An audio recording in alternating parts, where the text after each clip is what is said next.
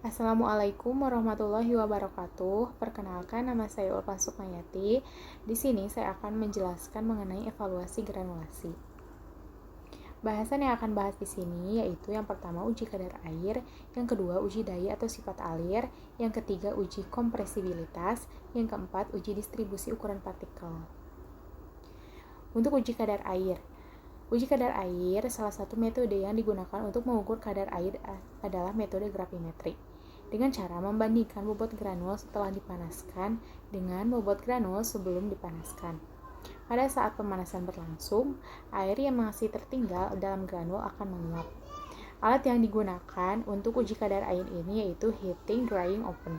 Cara penggunaannya yang pertama, timbang 5,0 gram granul. Kedua, panaskan dalam lemari pengering sampai bobot konstan atau 105 derajat Celcius selama 2 jam. Perhitungannya sebagai berikut. Keterangannya, F sebagai persen friabilitas, W0 sebagai bobot awal, W1 sebagai bobot setelah pengeringan.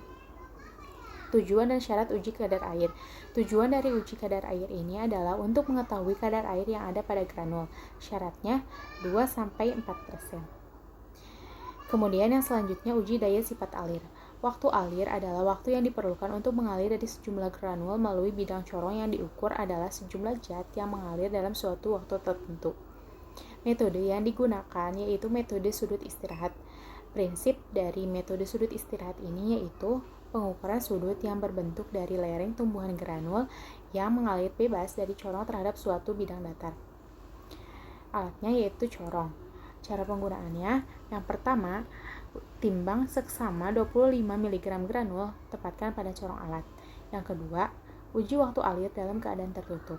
Yang ketiga, buka penutupnya biarkan granul mengalir. Yang keempat, catat waktunya. Yang kelima, lakukan sebanyak 3 kali.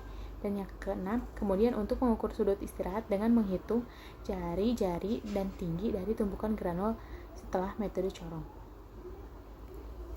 Kemudian tujuan dan syarat uji daya sifat alir ini bertujuan untuk mengetahui waktu mengalir granul di mana berpengaruh pada peningkatan reprodusibilitas pengisian ruang kompresi pada pembuatan tablet dan kapsul, sehingga menyebabkan keseragaman bobot sediaan lebih baik.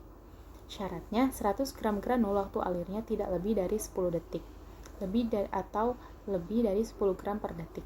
Metode sudut istirahat ini mempunyai nilai alfa sama dengan ARZ, di mana alfa 25-35 derajat sangat mudah mengalir, kemudian alfa 30-38 derajat sama dengan mudah mengalir, atau kurang dari 38 derajat yaitu kurang mengalir. Kompresibilitas. Uji kompresibilitas merupakan kemampuan granul untuk membentuk tablet dengan tekanan tertentu. Cara penggunaannya, 1. Timbang 100 gram granul, masukkan ke dalam gelas, ukur dan catat volumenya. Kedua, granul dimampatkan sebanyak 500 kali ketukan dengan alat uji. Catat volume uji sebelum dimampatkan. Ketiga, volume setelah dimampatkan dengan pengatukan 500 kali. Tujuan dan syarat uji kompresibilitas.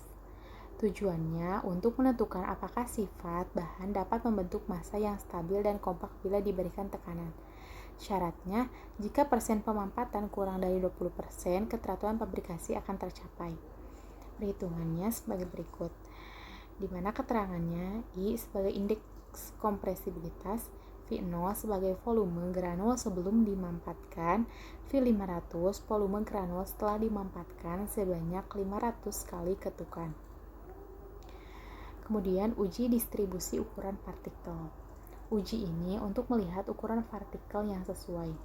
Cara penggunaannya, yang pertama, masukkan sejumlah 100 gram granul diletakkan di atas ayakan yang telah tersusun dan ditara.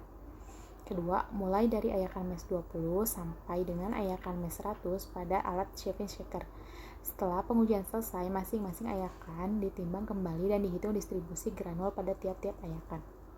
Alat yang digunakan untuk uji distribusi ukuran partikel ini adalah shaving shaker.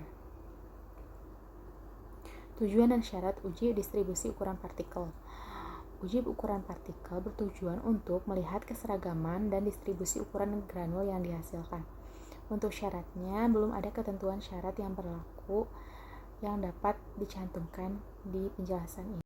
Itu saja yang dapat saya sampaikan, kurang lebihnya mohon maaf. Wassalamualaikum warahmatullahi wabarakatuh.